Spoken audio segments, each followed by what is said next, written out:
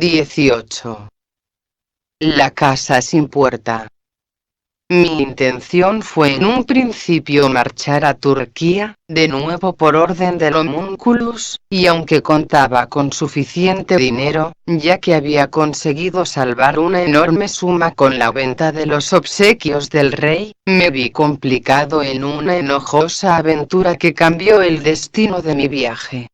Ante las puertas de Viena me topé con una ola de desconfianza, relacionada con la conspiración de Nadas di Frangepan. En aquellos días cualquiera era sospechoso, en particular un extranjero que estuviera de paso, porque algunos se habían dejado arrastrar con entusiasmo por estos trágicos acontecimientos, simpatizantes, ardientes patriotas, soñadores y entusiastas aventureros. Me tomaron por un correo secreto y me llevaron a Viena, acompañado de una escolta armada. Los registros e interrogatorios acabaron por fin con un pretexto cualquiera y me pidieron disculpas. El homúnculus, por su parte, realizó en estos días una obra maestra al llamar mi atención sobre el ministro de Finanzas, el conde Zinzendorf, un secreto adicto a la alquimia. Conseguí que me recibiera en una audiencia, después de la cual me tomó a su servicio. El homúnculus estaba satisfecho con esta nueva situación, pero yo no. Me horrorizaba instalar de nuevo un laboratorio para volver a empezar aquellos infructuosos experimentos en los que tendría como asistentes a un aristócrata codicioso y a un obstinado fantasma. Estaba harto. La impaciencia y una perpleja desesperación tomaron posesión de mí. ¿Qué podría hacer para liberarme de esa trampa? Del homúnculus no podría librarme ni siquiera con mi propia muerte, por lo que debía encontrar otra posibilidad de huida. Él estaba alerta y me observaba. Vio con claridad lo que me sucedía, pero apenas se preocupó por mi indignación y mis dudas. Su posición de poder, la autoridad que ejercía sobre mí, lo hacían sentirse seguro. Yo me limitaba a realizar mi trabajo con torpeza y de mala gana, y cuando me apremiaba, le replicaba. En esas ocasiones, me amenazaba. ¿Y qué pasaría si lo dejara todo tal como está? Estallé desesperado. Entonces vendrás a parar a este lado donde yo me encuentro, murmuró. Mis poderes son más fuertes que esa chusma astral que te rodea. Tú eres mi criatura, tu intelecto, tus ideas son creación mía. Exclusivamente mía. El anzuelo se ha clavado en ti muy adentro. Nuestra alianza perdura, y cuando tu cuerpo se desprenda de ti, tensaré el hilo del anzuelo.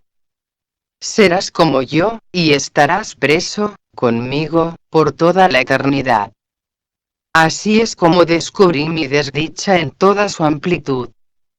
Después de haberme comunicado esto, el homúnculus se retiró y me dejó solo con mi abatimiento, para que mi docilidad con respecto a él madurara. Quería que comprendiera en todo su alcance el hecho de que en realidad ya no había vuelta atrás. Me había alejado de la costa y ahora debía nadar hasta el final en la oscura corriente de los misterios, o hundirme en ella.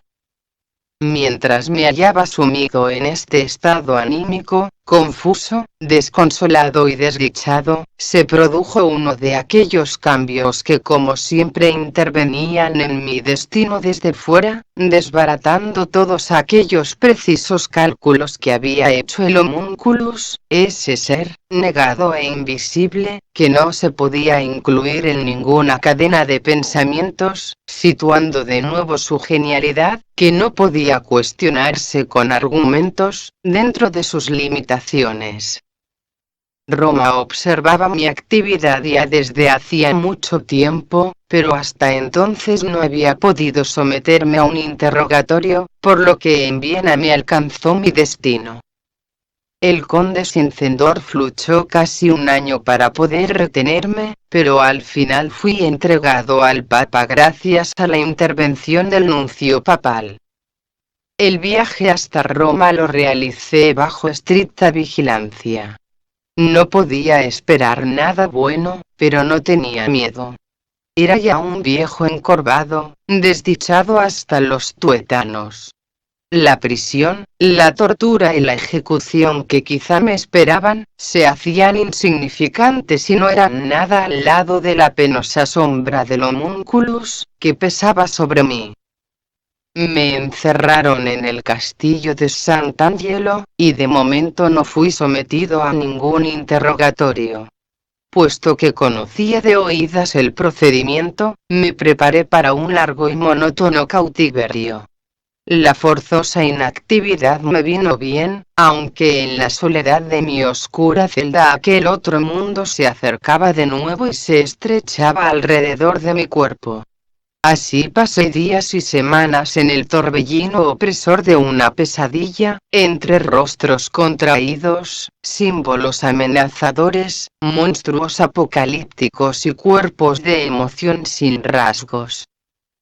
El deseo de huir del homúnculus empezó a romper poco a poco aquel dique que había construido con su ayuda para rechazar a estos demonios. Y he aquí que la marea impura que cayó sobre mí, alteró también el puente existente entre el homúnculus y yo. Solo en algunas ocasiones, durante unos minutos, su oscura figura penetraba el sucio barro astral. Me llamaba, me daba órdenes, pero yo me resistía a ejecutar aquellos ejercicios que habrían consolidado de nuevo nuestra relación. Luego empezó a acercarse, poniendo en juego todas sus fuerzas, y yo percibí como su ser paralizador iba abriéndose paso hacia mí, suavizando el vertiginoso y tórrido lazo de las sensaciones, disolviendo ese círculo que me rodeaba y alejándolo de mí. Me rendí. Bien, sigamos con los experimentos, le dije. Pero, ¿dónde? Me habían quitado la libertad, y cuando mi proceso acabara con una sentencia, quizá fuera merecedor de la muerte. En este aspecto él podía tranquilizarme, y pronto me di cuenta de que no se había limitado a observar sin hacer nada. Una noche recibí una visita. Cuando el visitante se echó atrás la capucha, me di cuenta de que se trataba de un elegante alto cargo eclesiástico. Su nombre no me era desconocido, se le consideraba el diplomático más hábil de la corte papal. Era uno de esos espíritus llenos de una prudente curiosidad.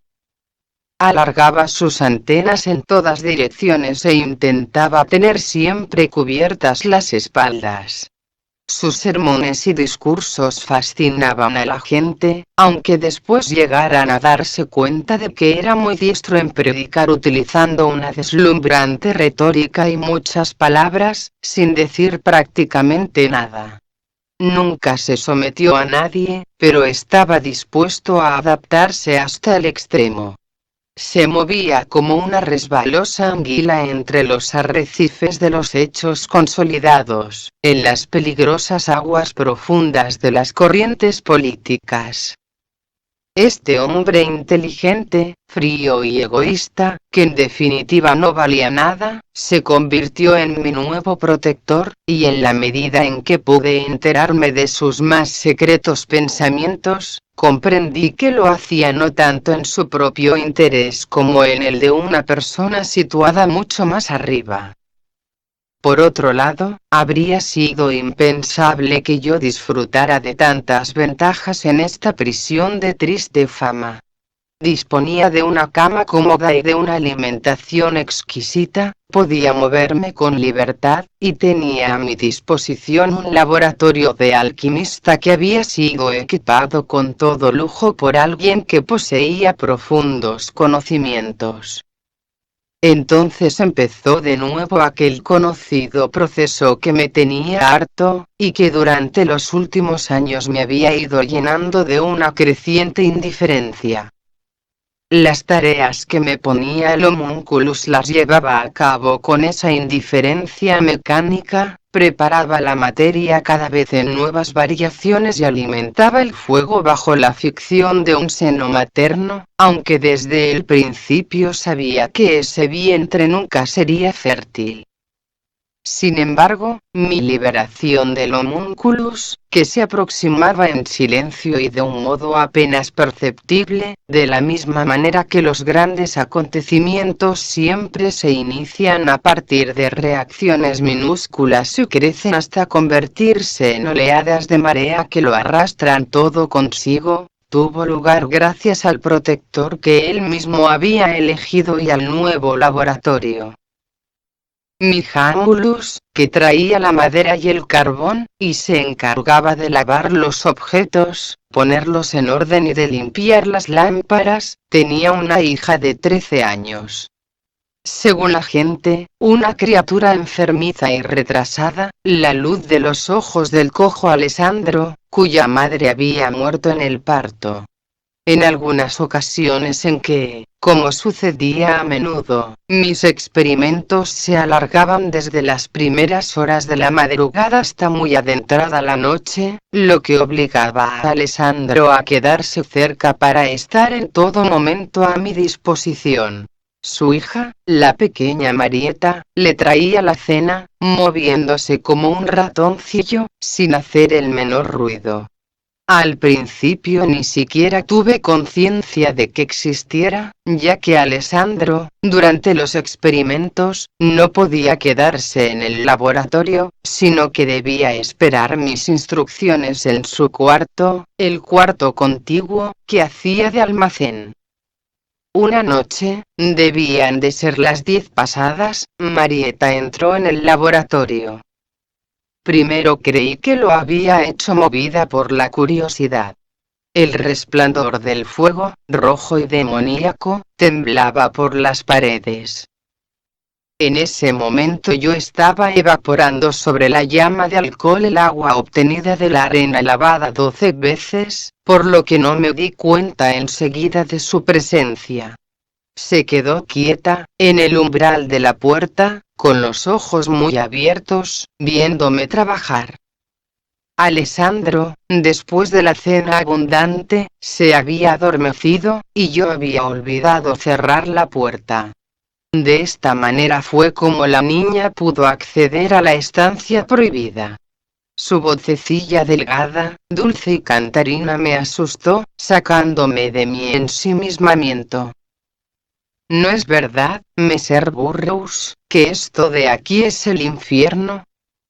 El pelo le caía en 2 trenzas oscuras sobre sus hombros, y el corpino de su largo vestido azul que se ceñía a su cintura revelaba la espantosa delgadez de su cuerpo mal desarrollado y diminuto.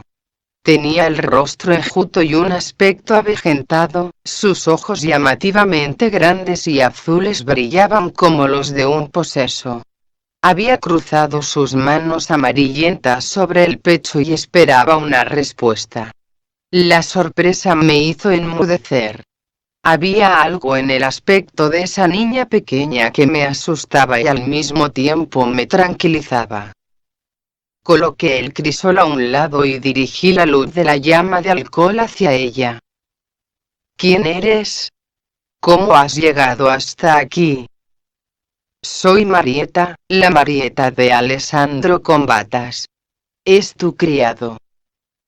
Oh, ¿eres la hija de Alessandro? Sí. Le traigo la cena. Hace tiempo que quería entrar aquí porque tengo que hablar contigo, pero mi padre no me lo permite cuando está despierto. Hoy se ha quedado dormido. Me acerqué más a la niña, me senté y la atraje hacia mí, para que el brillo de la lámpara iluminara su extraño rostro. Ella no se resistió, se quedó de pie con sus ojos serios, brillantes e inquietantes entre mis rodillas y levantó la vista hacia mí. Marieta, este nombre me conmovió profundamente, ya que era el de mi madre, y algo en mi interior empezó a sangrar como una herida abierta. Esta niña pequeña no tenía ninguna semejanza con ella, solo el mismo nombre, y, sin embargo, su presencia hacía fluir el recuerdo en mi alma, despertando en mi persona la tristeza y una desesperada añoranza de su presencia pura. Sí, dije en voz baja. Lo has adivinado, pequeña Marieta, esto de aquí es el infierno. ¿De qué quieres hablar conmigo? Aquí no, es un mensaje, el que más se oye de entre todas las voces desde que tú estás aquí. ¿Entre qué voces? Las voces que yo oigo, dijo con seriedad, como algo que se da por supuesto. Una Madonna me ha encargado transmitir este mensaje a Messer Borri, que ahora se llama Burroughs. Pero no cerca del infierno, porque ahí nos amenaza a ti y a mí la impiedad de un diablo, que es muy poderoso y está vigilando para que tú no te escapes de su dominio. En el hueco de la puerta apareció el rostro horrorizado de Alessandro suplicando perdón. Tiró de la niña hacia él. Marieta, Marieta. No te lo había prohibido. Perdón, Messer. Os juro por la Santísima Virgen que no volverá a suceder. Mi pobre Marieta no está bien de la cabeza, no sabe lo que hace, ni lo que dice. No te preocupes, Alessandro, deja de lamentarte. No sabía que tuvieras una hijita tan lista. Nos entendemos de maravilla, vete y sigue durmiendo, dije empleando un tono jocoso, aunque en mi interior temblaba de impaciencia y de preocupación por si algo o alguien podía impedir que me llegara aquel mensaje, cuya importancia estremecía todo mi ser. Oí el lejano susurro de la voz de mi madre en ella, la voz de mi madre que no podía alcanzarme directamente, de la misma manera que el efímero vaho, blanco como la nieve, no puede penetrar bajo la gruesa y densa capa de la tierra, y que a pesar de todo quería ayudarme, salvarme del terrible abismo del infierno, que apestaba a azufre, en el que yo había caído. El débil cuerpo, traslúcido y puro, de la pequeña Marieta tenía que servirle de herramienta para hablar conmigo. Qué tenaz constancia, qué amor tan ardiente y dispuesto al sacrificio tenía que haber puesto en juego para encontrar el camino, para abrirse paso hasta aquí. Alessandro se retiró y yo tomé a la niña de la mano. Salgamos de aquí, Marieta, tú debes transmitirme el mensaje ahora mismo, porque de lo contrario nunca más encontrarás otra ocasión de hacerlo. La luz de la lámpara empalideció y a pesar del espléndido fuego del horno, el aire en el laboratorio se tornó glacial. Pude ver el rayo de luz que se alargaba hasta la esquina.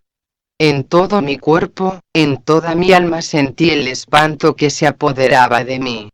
También la delgada mano de Marieta tembló en la mía. Abrí la puerta que conducía al patio. Se trataba de un pequeño patio circular, empedrado, en cuyo centro se levantaba una fuente decorada con esculturas de niños jugando. Fuera me recibió una noche luminosa y clara. Noté cómo temblaba. Cuando levanté el liviano cuerpo de la niña para poner sus labios a la altura de mis oídos, noté cómo temblaba. Dímelo, querida, no tengas miedo, la Madonna te protege, y Marieta me murmuró el mensaje de mi madre al oído. Dejé que la niña y Alessandro se fueran a casa y volví a mi laboratorio. La dulce voz de mi madre, que me llegaba desde la tumba, susurraba en mi interior llena de luz y devoción.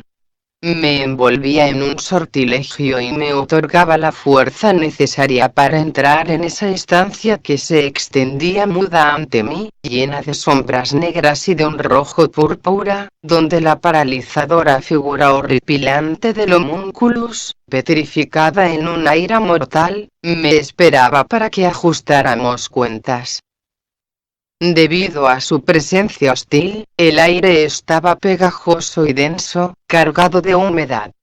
El miedo alargó sus afiladas garras hacia mí, ante cuyo soplo el ser humano mortal se derrumba cuando este aire lo roza en sus peores pesadillas, en sus vagas y enfermas intuiciones.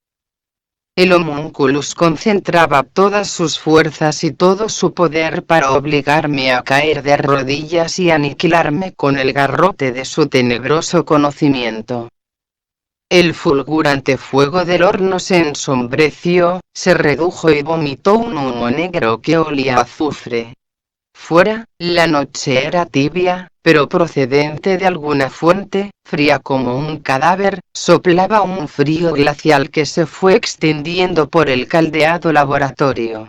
El frío se hizo cada vez más intenso, y como un resbaladizo cuerpo de reptil se enroscó en espiral a mi alrededor, se pegó a mi rostro, se arrastró bajo mis ropas, traspasó mi piel y se metió en mis huesos.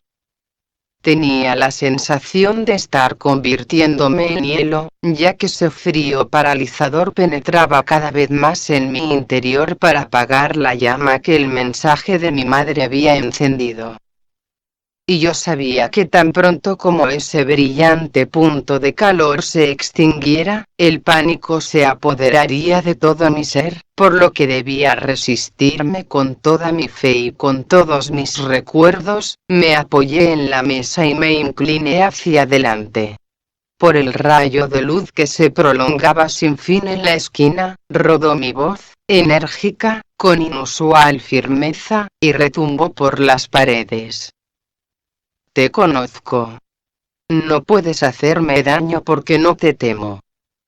El extraordinario y estridente eco de un huracán resonó en la sala. Las esferas de cristal de las lámparas de alcohol estallaron con gran estruendo, y los pedazos cayeron al suelo produciendo un tintineo. En los estantes, los crisoles empezaron a oscilar, chocaron entre sí y se tambalearon de un lado a otro, como si quisieran huir. Uno de los hornos escupió una nube de hollín con un ruido sordo. Mis manos, mi rostro, mis ropas se volvieron negras, mis ojos se enturbiaron, y en mi boca sentí el repugnante y pastoso sabor del hollín.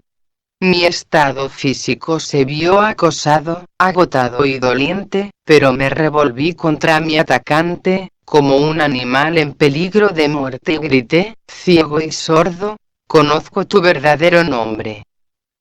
Eres la casa sin puerta. Ya no tengo nada más que ver contigo. He cortado las ligaduras, he vencido la atracción. Apártate de mí, Leviatán, desaparece para siempre, yo así lo quiero.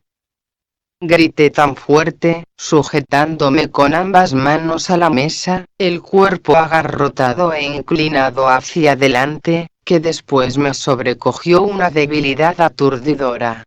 Rompí a sudar, y cuando mis rodillas al fin cedieron, caí al suelo, temblando, junto a la mesa. La danza de brujas que había hecho presa de mis miembros fue cediendo poco a poco. Las oleadas de horror iban y venían una y otra vez por mis nervios. No sé cuánto duró este agobiante estado de inconsciencia. Cuando el temblor hubo remitido en parte y las lágrimas hubieron limpiado el hollín de mis ojos, me di cuenta de que mi laboratorio había cambiado de un modo extraño. Un viento tibio, suave, acariciaba mi piel.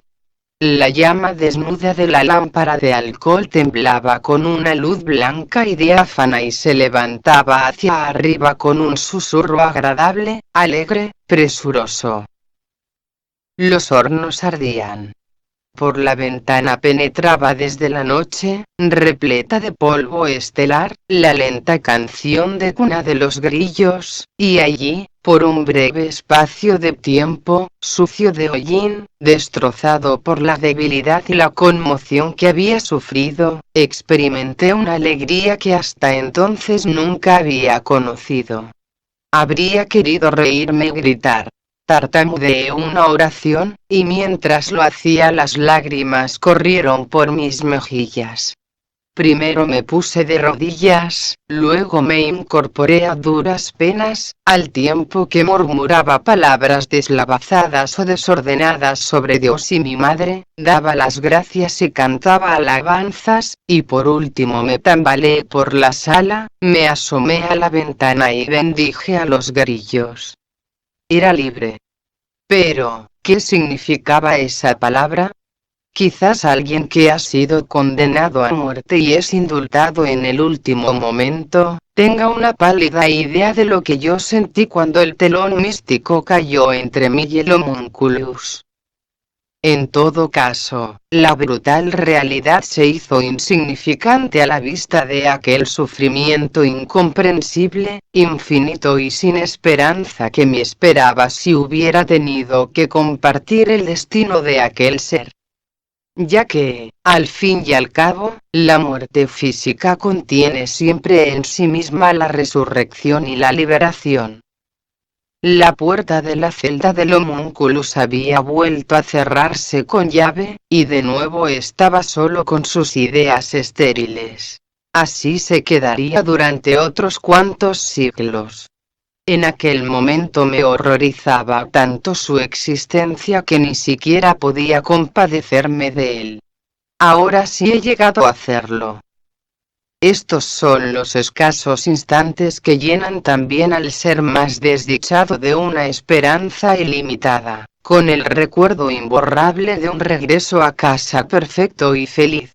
Es un sabor que nunca desaparece, y como del mismo modo que el grano de arena se aloja en la ostra, esos instantes se alojan en la carne y en la sangre, incluso bajo el caparazón más duro, y maduran mediante el sufrimiento y las lágrimas hasta convertirse en una valiosa perla, sin que importe cuántas vidas se requieran para ello, sin que importe bajo qué nombre, qué recuerdos o qué etiquetas pasajeras.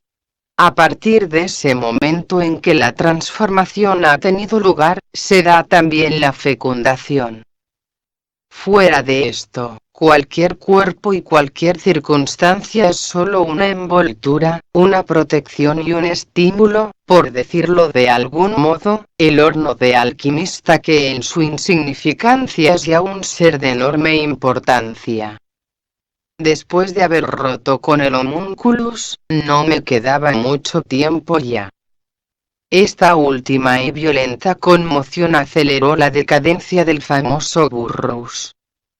Las fuerzas ya no me alcanzaban ni siquiera para dar mi paseo diario por los baluartes. No podía salir del castillo. Por lo demás, estaba rodeado de atenciones y de abundancia. Obtenía todo cuanto deseaba. También me estaba permitido recibir visitas, pero no quería hacer uso de este derecho, aunque durante mi larga y aventurera vida mi persona se había vuelto interesante y conocida y atraía a algunos curiosos. A menudo me venía a ver mi benefactor, que se informaba de los resultados de mi trabajo. No silencié mis fracasos. Simplemente me faltaban las ganas y la convicción para mentir. Me hacía reproches, estaba insatisfecho, y probablemente todo aquello habría acabado mal si no hubiera conseguido tratar con éxito a su señor, todavía más poderoso que él, con hierbas y una dieta adecuada, curándolo de su afección intestinal. De manera que me dejaron en paz, y para gran alegría mía, poco a poco fui cayendo en el olvido. Solo Alessandro y Marietta siguieron siéndome fieles. Cuando ya no pude abandonar el lecho, mi viejo Famulus me cuidó, y la presencia amable y extraordinaria de su hija tenía el poder de romper durante unas horas aquel círculo de brujas que poco a poco volvía a estrecharse a mi alrededor. El afecto de Marietta era conmovedor. También yo había aprendido a querer a aquella criatura y me alegraba de sus visitas, aunque nunca más adoptó la voz de mi madre. Esta cuerda había enmudecido en aquel rico confusionismo de voces que me rodeaba sin pausa. Marietta no podía ver nada, solo oír. Almas desorientadas en su viaje de traspaso, almas que andaban a la búsqueda y preguntaban por el mundo de la carne, o aquellos que olfateaban el peligro e intentaban ayudar sin poder hacerlo, gritaban en medio de aquel extraño espacio acústico. De lejos y de cerca me susurraban al oído, suplicaban, transmitían mensajes, lloraban, se quejaban, se amontonaban y se alejaban luego hacia el infinito. Sus voces se alejaban y se retiraban como la marea mientras corrían por las órbitas prescritas de su destino, dejando lugar a otros. Qué desesperada era una ventana tan pequeña en todo aquel grueso muro de piedra del otro mundo, entre los sonámbulos de la carne. Nadie se detenía a mirar a través de ella. Rígidos, con la cabeza vuelta, todos pasaban de largo, ciegos y sordos, mientras al otro lado los llamaban las voces de las almas de sus amados muertos, con sollozos, súplicas y amonestaciones. Todos pensaban que Marieta estaba loca. Solo Alessandro, que vivía con ella, sospechaba que era una elegida, pero no se atrevía a hablar de ello. Temía que la acusaran de brujería y le hicieran un proceso.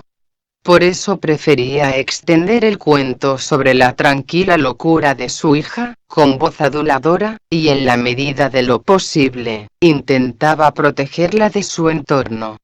A mí, sin embargo, no me tenía ningún miedo. Estaba contento de que su hija solitaria y menospreciada hubiera encontrado un amable protector, que entendiera a la muchacha y apreciara su extraño don. A través de la boca de Marieta pude participar en lamentables, sorprendentes y extravagantes conversaciones. En ocasiones deletreaba con esfuerzo extrañas y exóticas lenguas, mientras escuchaba con la frente fruncida las voces que yo no entendía, y luego, de pronto, a medida que me transmitía los gritos emocionales y salvajes, las acusaciones y las presiones de mi propio entorno, se inquietaba. Esos de ahí son malos y te atormentan, Messer Burroughs, ¿por qué no los echas? Tuve que reconocer con amargura que no tenía ningún poder contra esas fuerzas, y la apremié a ayudarme también en esto. Quizás ella podría volver a distinguir una voz que pudiera indicarme el camino. A mi ruego no obtuve ningún tipo de respuesta. ¿De dónde habría podido llegarme? ¿Quizá de fuera? Todo cuanto pudiera llegar a saber de mí desde fuera, ya lo sabía gracias a Amadeus Bar. Pero seguía teniendo la esperanza de poder enterarme, con la ayuda de Marieta, del secreto de la transmutación, que en cierto modo era el camino de la gracia. Mi primera decepción en este sentido fue el homúnculus, que había asumido el problema en el plano físico. La segunda fue, a pesar de todo el amor y el agradecimiento, Marieta, aunque ella no hizo más que iniciar la larga sucesión de aquellos experimentos que solo mucho más adelante llevé a cabo en el fanático, atractivo, confuso y peligroso reino astral de las intuiciones, premoniciones y extrañas visiones, profecías y mistificaciones. Sin duda fue aquella niña la que me inculcó la expectante esperanza y la curiosidad de una nueva posibilidad.